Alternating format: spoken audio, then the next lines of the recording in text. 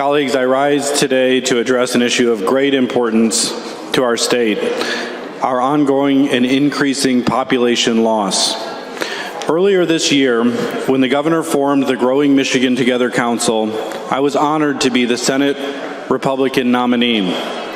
From the beginning, I stressed the importance of approaching this issue with a commitment to bipartisan, comprehensive, and data-driven solutions. However, I must admit that the governor's initial reaction to my nomination raised concerns that the council's mission might be more about promoting predetermined partisan goals rather than genuinely solving the problem at hand. Despite my qualifications, I'm a Yale graduate, a former Green Beret, a former business executive with international experience. My nomination was rejected simply because I dared to criticize some of the governor's policies. Now, seeing recent reports about the council's recommendations, I know I was right to be skeptical.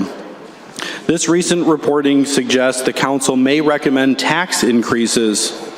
It also suggests that minority views are being suppressed. The council is purportedly going to recommend increasing the state's sales tax and property tax and raise additional funding.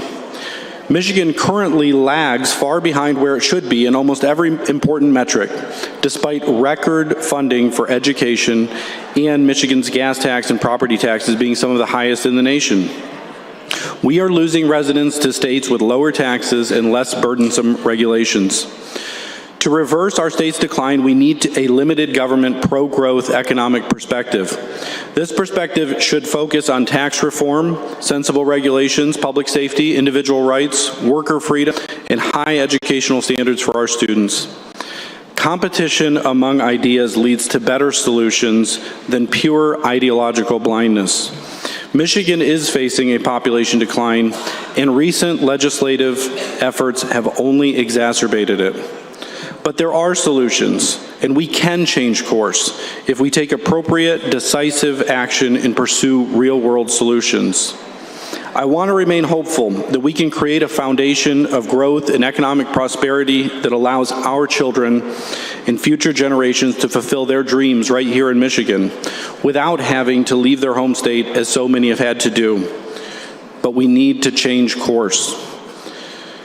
I encourage this body to reject any policy proposal from the Growing Michigan Together Council that suggests that we can somehow tax our way into prosperity. It has never worked, and it will not work here in Michigan. Thank you, Mr. President. I ask that my remarks be written in the Journal.